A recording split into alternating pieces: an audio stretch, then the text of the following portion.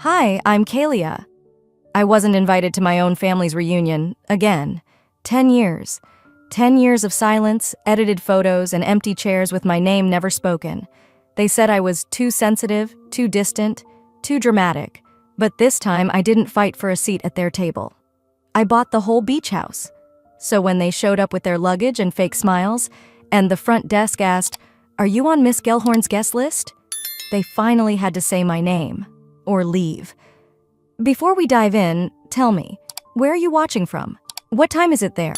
Drop it in the comments. I read every single one. Monday mornings weren't supposed to feel like this.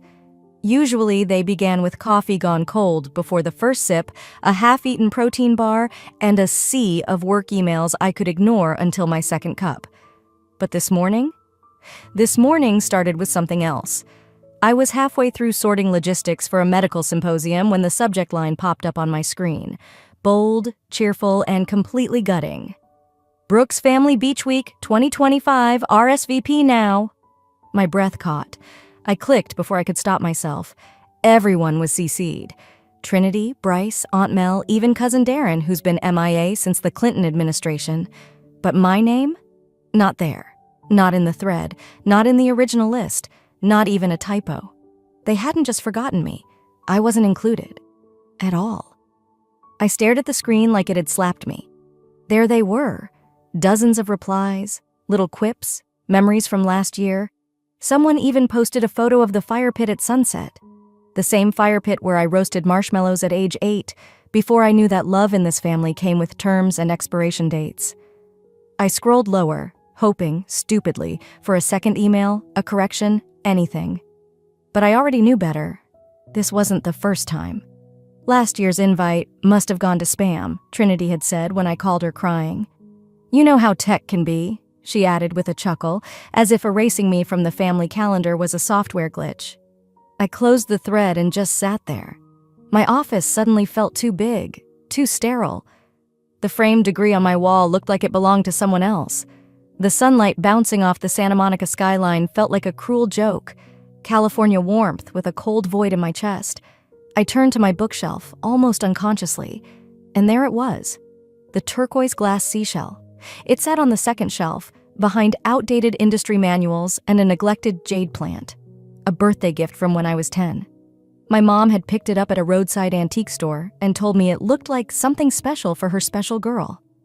That was before she started calling Trinity her pride, before she began introducing me to her friends as the one who's always busy with work. Before I learned that being the youngest didn't mean being loved more, it just meant being useful longer. You okay? I jumped. Remington was standing by my desk, holding his mug of oversteeped green tea. I swallowed. Yeah, just a spam email. He raised an eyebrow. From them again? I didn't answer. Just offered a tight-lipped smile and went back to my laptop. But I didn't reopen the symposium document. My hands hovered, and then I shut the laptop completely. The promotion packet was still on my desk. Senior Vice President, at 38, the youngest candidate in the firm's history. The title I had bled for.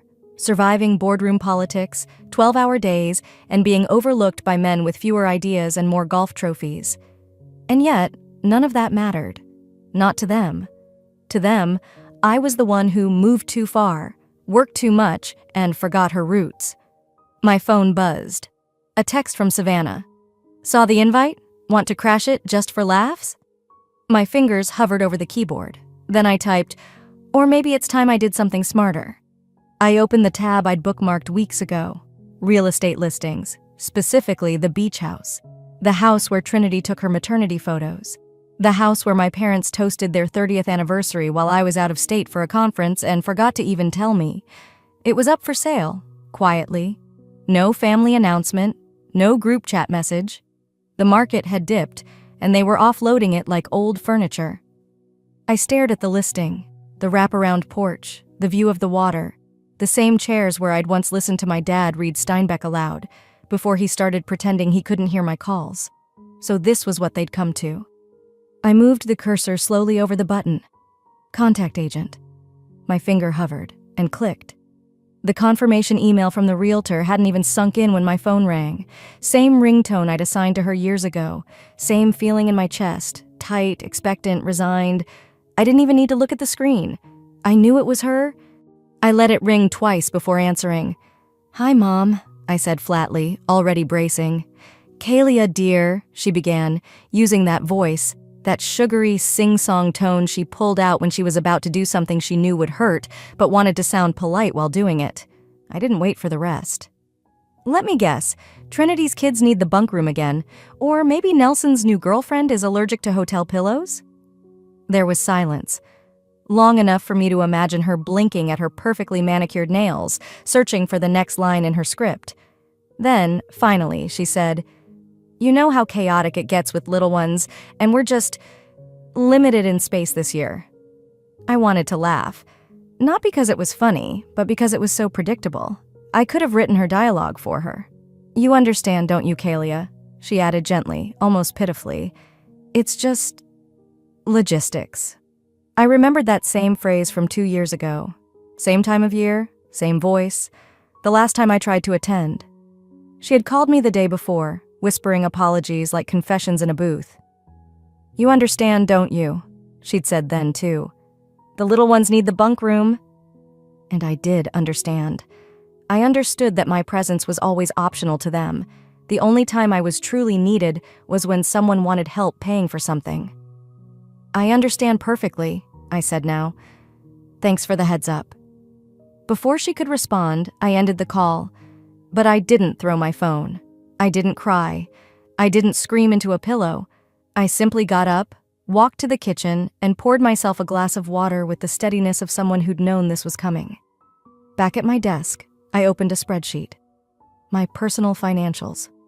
The numbers stared back at me like loyal soldiers, organized, unflinching, ready.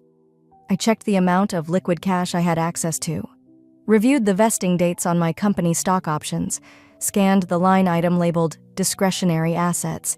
Then I whispered, "Let's play then." 10 minutes later, my phone lit up again. This time it was Savannah, screenshot incoming. She never sent a text without warning me first. I opened the image. It was from a group chat I wasn't in. Of course I wasn't. "Trinity, don't worry, Kalia said she's not coming again. Wants to make it about herself as usual." Then came the reactions.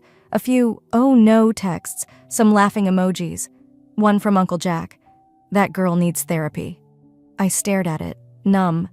But underneath the numbness was something else.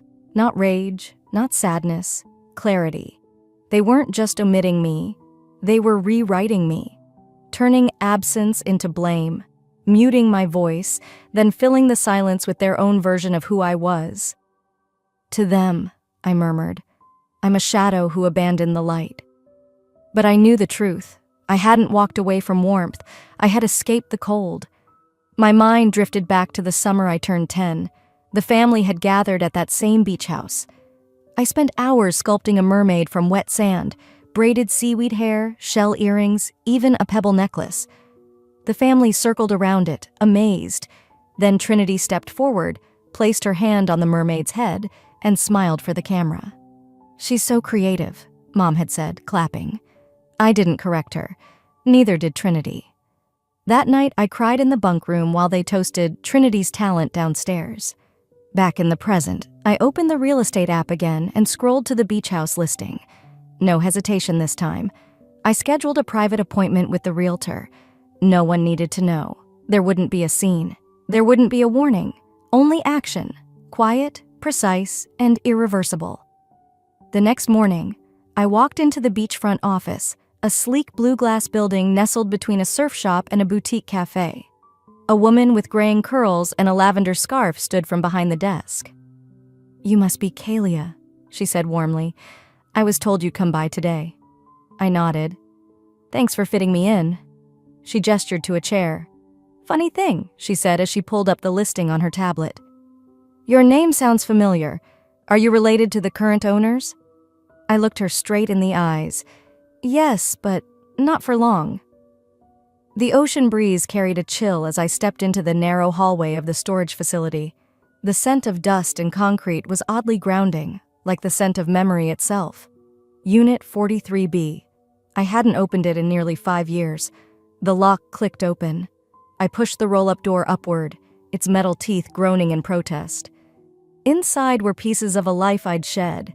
My first apartment's furniture, boxes labeled college, a crate of books from my days chasing corporate dreams in heels too tight and blazers too sharp. In the far corner sat the old cedar trunk, my grandmother's. I pulled it forward and brushed off the film of time that coated it. The latch was stiff, but it gave way with a determined tug. Inside, the familiar scent of lavender sachets she used to keep in her dresser drawers. My throat tightened. The first thing I saw was the journal, ocean blue with seashells glued to the corners in her unmistakably clumsy pattern. I used to tease her about it. "They'll fall off in a week," I'd said once, and she'd smiled. "Then you'll have to glue your own truth to it." Underneath was a sealed envelope addressed in her slanted script. "For Kylia. Open only when you stop looking for permission." I sat cross-legged on the concrete floor and opened it. Inside was a letter and a trust document. The letter was short, just a few lines. "One day you'll understand why I left this just for you. Love doesn't always come from those who raise us. Sometimes it finds its way through the cracks. Use this when the silence becomes unbearable." I blinked, rereading it. The trust document was real, not symbolic, not sentimental, legal. I flipped pages with trembling hands. My name, her signature, witnesses, a clause. Should the existing deed holders become financially delinquent or fail to meet property obligations, the named beneficiary reserves the right to execute a full title transfer. I didn't understand it all, but I knew enough, and I knew exactly who could explain the rest. By the time I walked into the law offices of McCarran and Wells in Newport Beach the next morning, I was already 5 steps ahead of where I had been just days ago. The woman behind the desk, Maribel, offered coffee while I waited.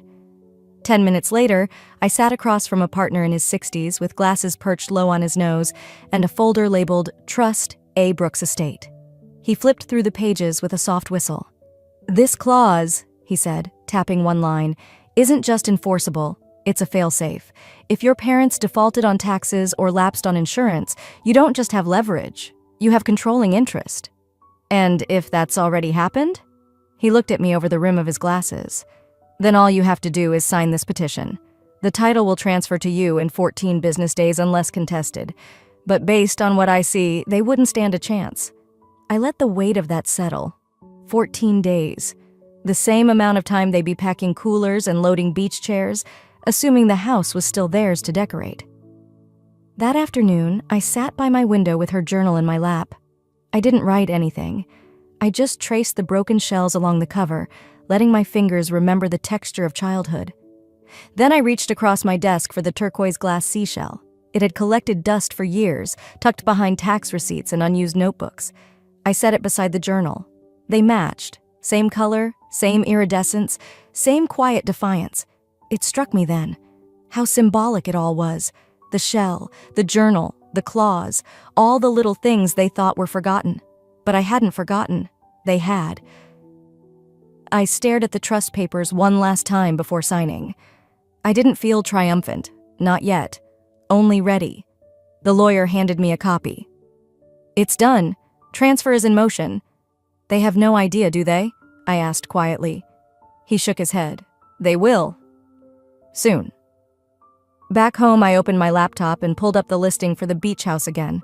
A new photo had been added.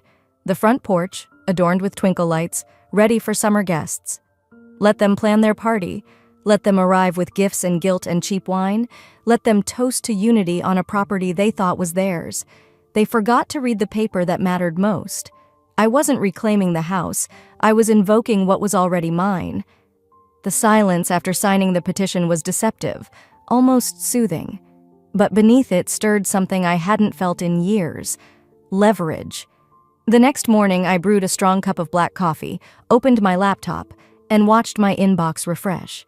A new email blinked at the top. Reminder, Brooks family reunion, final RSVP this week. It was sent from a new address, Trinity's personal Gmail. The subject line reeked of faux warmth, but the body of the email hit differently. Room assignments, scheduled activities, a curated Spotify playlist, even beach games labeled Family versus Family. And my name? Missing. Again. No "Hi Kalia," no mention in the thread, not even a slip of "We hope to see you there." But Trinity had CC'd everyone else. 5 minutes later, a separate ping. Savannah. Subject, "You need to see this." Her message was short. "I know you weren't included again. She made a new group. This one is worse." Attached were screenshots. A group chat titled Core Brooks Only. Trinity had posted, "Kalia's not coming again. Let's just move forward without the drama this time." Someone, probably Nelson, had replied with a laughing emoji and a gif of a peace sign. Then, the kicker. Savannah's message continued. "Your mom asked me if I'd be okay staying in your old room. Said it was just sitting there anyway." I read that line twice. Your old room. The same room with my grandmother's handmade quilt. The same room with my childhood bookshelf. The mural we painted together when I was 12. The tiny brass desk where I wrote my first college essay. They weren't just forgetting me. They were offering my bones to the wolves. I didn't cry. I sat back, closed my eyes, and let the reality of it settle in. Then I opened my real estate portal and logged into the back-end system I now legally had access to. Short-term rentals, owner rights, property scheduling. I pulled up the calendar. Only one room remained unbooked. The master suite, king bed, private deck, full ocean view. I smiled faintly and began to type. Guest, Miss C. Brooks, arrival Friday, length of stay 3 nights. Then I scrolled to the preferences field and added, please place welcome bottle of Perrier Jouet champagne on ice. Guest prefers firm pillows, cotton sheets, and full privacy. Click. Confirmation appeared. A ping echoed in my inbox. Their reunion? Booked under my name? The irony made my shoulders relax. Let's see how they explain that to each other. Later that night, I paced the living room with a glass of wine, the fireplace flickering low behind me. I held my phone, thumbing through years of photo archives. Family reunions where I'd taken the pictures but never appeared in them. Graduation dinners I was too busy to attend, according to them. Birthdays where my gifts arrived in the mail, unwrapped and unmentioned. One particular photo caught my eye, Trinity blowing out candles while I stood behind her smiling. Only my head had been conveniently cropped for the version posted online. That's who I'd been to them. An accessory, a utility, until I wasn't needed anymore. I thought back to Dad's words years ago when I finally stood up for myself. You're just too sensitive, Kalia. Not everything's about you. But this house, this moment, was about me.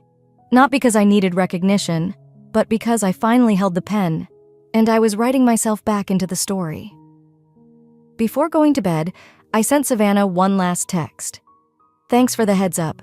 Don't cancel your plans, just be ready for some awkward silences. She responded with a laughing emoji and 3 words. I live for this. The beach house was theirs to borrow, but the key? It was already in my hand. There was one room left to reserve, the one with the view and the deed. After finalizing the reservation, I didn't linger on the confirmation screen. I closed the tab, shut the laptop, and stepped away, physically and mentally. The next morning, I drove east, away from the beach, away from the buzz, toward the hills just past the citrus groves where Grandma was buried. No fanfare, no flowers. Just a single scoop of lavender honey ice cream from the tiny parlor she used to love, balanced precariously in a sugar cone. It was tradition, a quiet one, the kind that meant something when no one else was looking. I pulled into the cemetery just as the wind picked up, tossing curls of dry grass across the stone rows. Her marker sat nestled between 2 small rose bushes she never liked. Too performative, she once whispered. Give me thyme or basil, something useful. I smiled at the memory and sat beside her grave on the still warm grass. Hey, Grandma, I said softly. They're doing it again. You'd roll your eyes so hard. I let the wind carry the silence a moment longer. Then I placed the cone in front of her nameplate and whispered, You once told me not to raise my voice, just raise my value. I did. I really did. A few minutes passed. I didn't cry, but I didn't smile either. The quiet had a way of holding you still, like she used to without words, just presence. That kind of stillness doesn't come from peace. It comes from knowing who you are, even when everyone else tries to define you for their convenience. I stood, dusted off my jeans, and walked back to the car. My phone buzzed before I could even start the engine.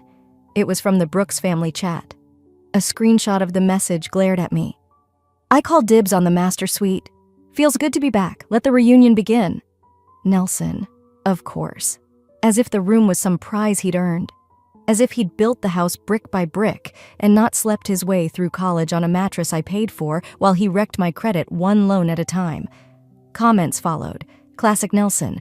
"Ooh, big dog. Claim it before the kids destroy it." I sat with the phone resting on the steering wheel, reading every single one. None of them questioned it. None of them asked who had booked the house. None of them saw me. Or maybe they just hoped I'd stay invisible. But not this time. I opened the thread and typed, "That room is already reserved, under my name." Hit send. Nothing for a long minute. Then the chat fell quiet. No emojis, no laughing gifs, no follow-ups. And then, as expected, came the private message. Trinity. "What are you trying to do?" I stared at her words. My thumb hovered, considering. Then I typed, slow and precise. "I'm not trying, I warned you. You just never took me seriously." I watched the seen status appear beneath it, and then I muted the chat, blocked the thread, logged out. Not from anger, from peace, from clarity. Because when you no longer need someone else's approval to exist, you start acting like you own the ground you walk on. And in this case, I literally did. I drove home in silence. The roads were mostly empty. Somewhere along the highway, my reflection caught in the rearview mirror. Stern, but softer than I remembered. Like something had loosened under the surface. Not revenge, not yet. Just certainty. Later that night, I opened a fresh document on my laptop and began to draft a note to the property manager confirming my stay. I wasn't doing it for drama. I wasn't trying to make a statement. I was simply living in the truth. The truth they had ignored for years. The truth that now had a deed, a legal clause, and my name on it in bold print. They'd dismissed my name on every invitation for a decade. But this time, they'd have to say it out loud at the check-in desk. The sun had barely dipped beneath the horizon when I pulled into a quiet overlook just half a mile from the beach house. I'd planned it this way, just long enough after sunset that the house would already be buzzing with voices I wasn't invited to join. I watched their cars arrive one by one earlier that evening from my parked rental. Trinity's white Audi, Nelson's oversized SUV with the tinted windows he thought made him important, and finally my mother's aging sedan, still bearing the faded, proud grandma sticker on the bumper. They didn't see me. They never really had. At 6:45 p.m., I saw them begin to unload luggage with a flurry of laughter and purposeful motion. Their voices echoed down the breezeway, distorted by the salty air. I waited, gave them just enough time to walk into what used to be theirs. Then I drove forward slowly. As I approached the main reception, I could see Trinity already at the desk, animated, gesturing wildly. Nelson leaned against the marble counter like he owned the place, and my mother stood behind them with that familiar, pursed expression, equal parts judgment and denial. I stepped inside, heels clicking against the cool tile, just as the young woman behind the desk asked again, politely, "So, you're not on Miss Kalia Gellhorn's guest list?" Trinity's face twisted. "Excuse me? I don't care what system you're looking at. This is our family's house. We've been coming here for over 20 years. The receptionist's eyes flicked to mine. She blinked once, twice, then offered the faintest smile. Miss Gellhorn, welcome. I was just explaining. I heard." I stepped beside Trinity without even looking at her. "There's no need to escalate. I'll clarify things." Nelson straightened. "What is this, Kalia? Some prank? You really think this is funny?" "I think it's overdue." I handed my ID to the receptionist.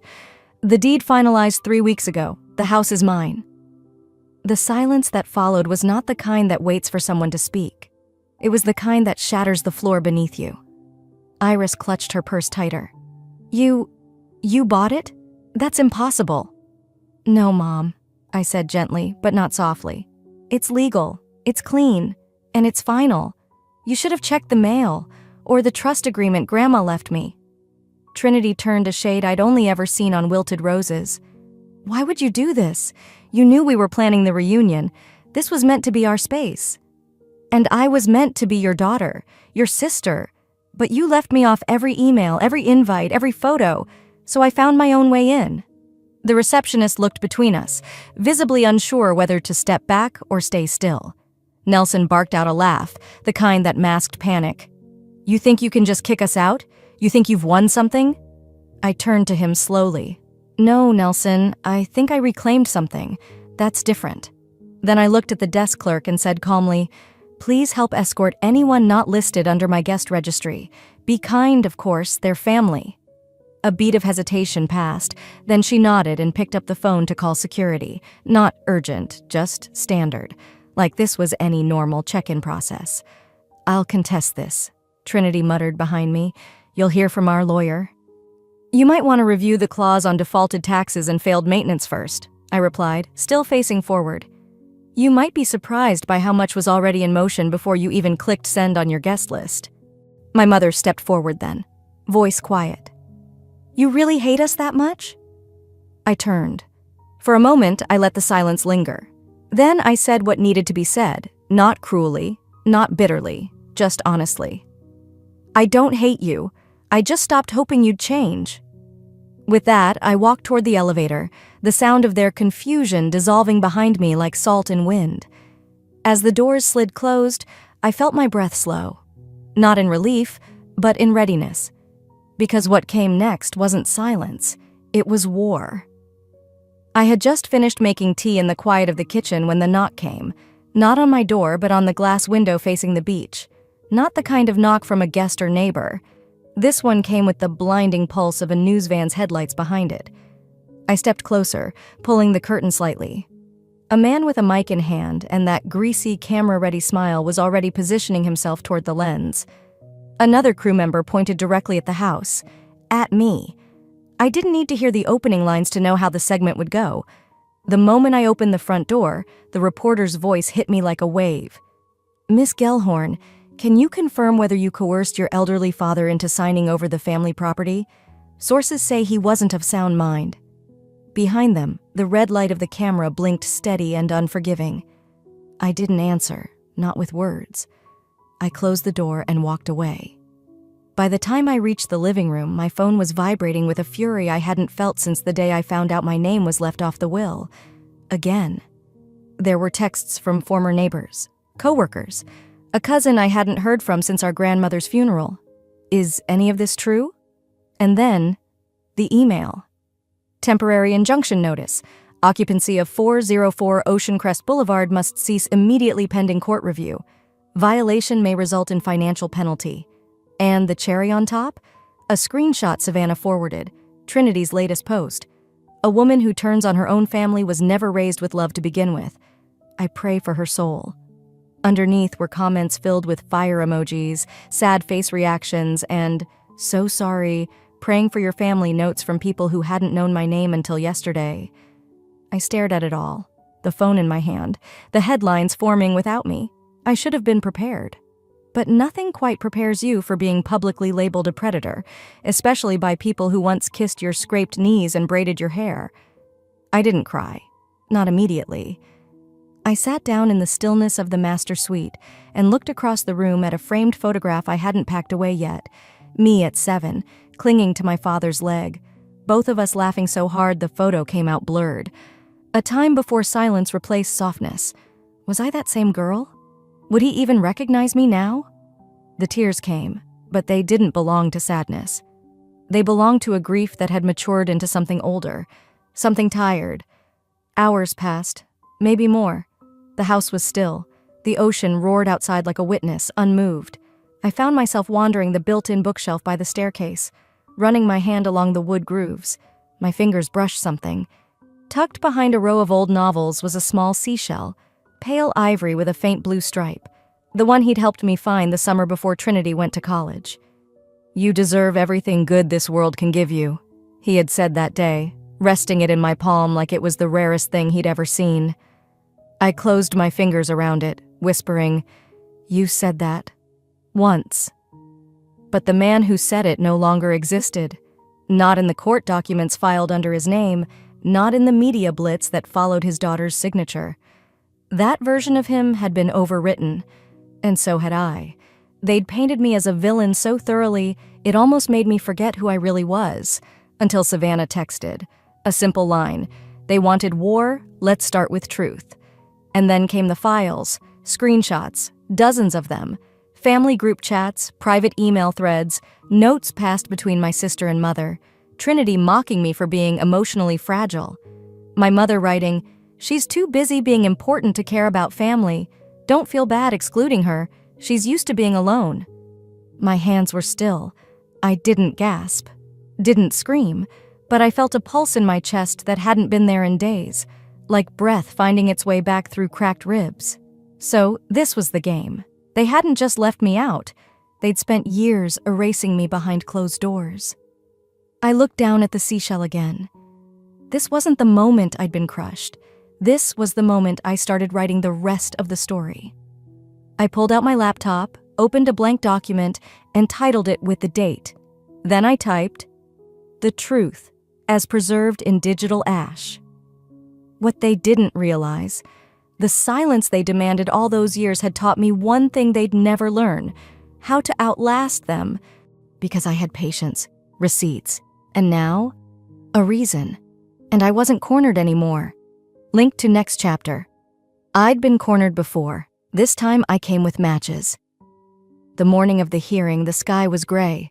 Not stormy, not bright. Just the kind of overcast that makes everything feel muted, like the world's holding its breath. I walked into the courthouse flanked by silence. No entourage, no lawyers in Armani, just me, in a navy dress Grandma once called steel-willed blue, and a simple folder clutched to my chest. Everything I needed was in that folder, and everything they'd hoped would never surface. Inside the courtroom, the air had that distinct, sterile chill I remembered from when we settled Grandma's estate, a place where family pretended to be civilized while the knives stayed tucked under smiles. Iris sat 2 rows ahead, stiffer than usual. Her eyes didn't flicker when I walked in. Trinity was there too, in an all-white pantsuit that looked like it cost a month's rent in Newport. She didn't turn around, but I could see the tension in her shoulders from the way her blazer sat on her back. Nelson, as expected, was nowhere to be seen, probably hiding behind a cease and desist draft. The clerk called the case. Gellhorn v. Brooks, petition for injunction against the sale of family real estate under claim of manipulation and elder exploitation. The judge looked up from his notes, adjusted his glasses, and nodded toward Trinity's side. "Counsel?" Her lawyer stood, slick, young, too smooth for his own good. "Your Honor, the petitioner contends that Miss Kalia Gellhorn exploited her father during a time of declining health, resulting in the unauthorized transfer of deed rights to the property in question." He made sure to pause just enough before exploited, like the word had weight. I didn't flinch. I didn't look at my mother. I kept my gaze fixed on the judge's desk. "And you, Miss Gellhorn?" I stood slowly, unfolded the top flap of my folder.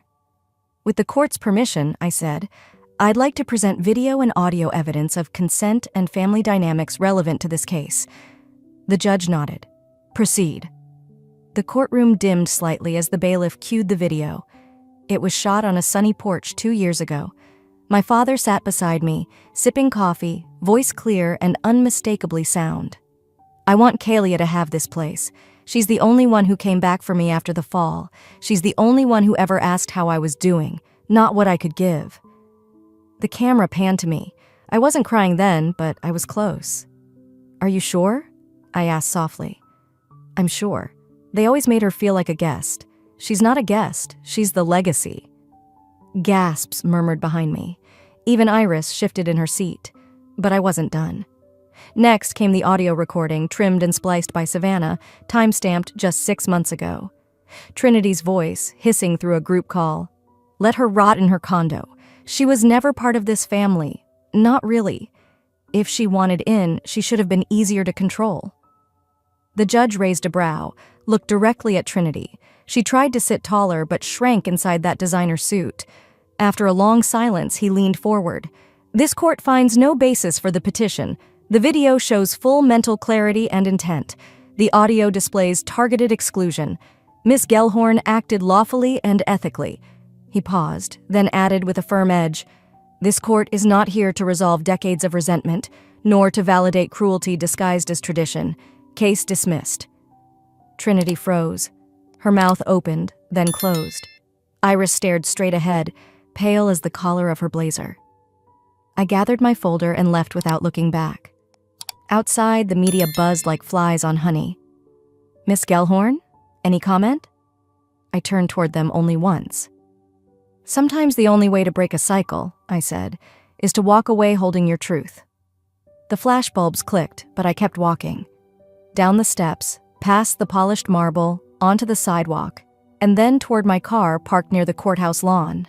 There was no applause, no violin soundtrack swelling in the background, just my own quiet steps and a breeze that finally smelled like salt again.